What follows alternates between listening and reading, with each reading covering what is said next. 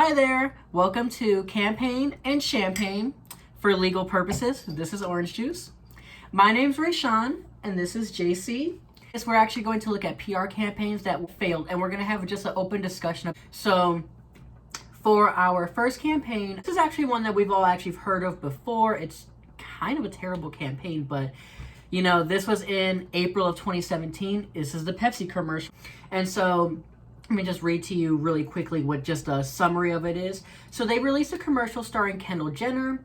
They took a stab at trying to sell their product by having minority groups such as Black Lives Matter protest in the streets. And then all of a sudden we get these weird awkward moments of seeing Kendall Jenner, but she's like modeling and doing all these things, but then she like snatches her wig off and smears her makeup and then runs out into the middle of the streets with protesters. And then it stops because she offers them a Pepsi. She walks up to the police and just offers does a Pepsi. Does that weird thing with her hand. We all know that it was like this. and it resolves the issue. And then it's done. You know, the issue is that they're undermining these minority and protesting groups, and they made it seem like any issue they had was just so minute in comparison to what really was going on.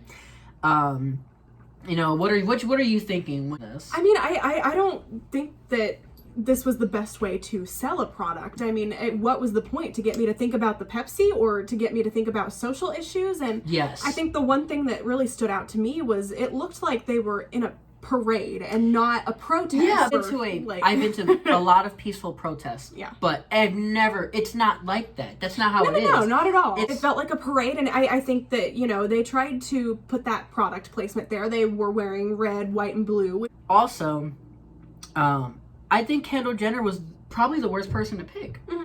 To have her the voice of the people. Because she's not the voice of the people. It wasn't her target audience, is what I'm referring to. Mm-hmm. And this is probably one of the biggest things I think was the biggest issue.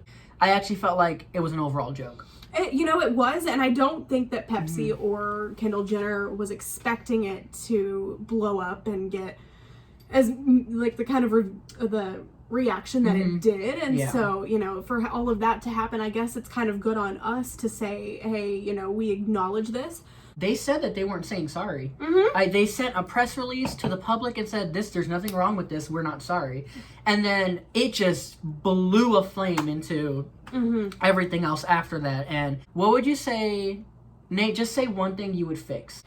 I think that I would change the overall message, especially with the relationship that protesters have on this specific issue with the cops. Yeah.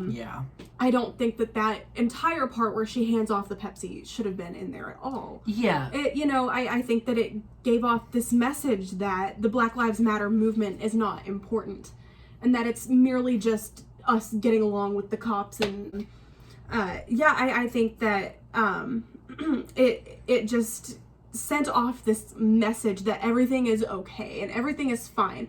So if I had to change one thing, it wouldn't have been her. Yeah. If I had no other say, I think if we would have changed her, and for lack of better people, that I just can't think of anybody else. I would say someone who, Beyonce, who is very influential, and she's all for Black lives for obvious reasons. She's a Black woman, but she's also into so many other things as well, and she's a very great advocate. Had they changed that to Beyonce, I think things would have really completely been flipped. I don't think that this would have been as terrible. It would have been not the best campaign, but it wouldn't have been like this. Thank you for tuning in to Campaign and Champagnes. We'll see you next time. Bye. Bye.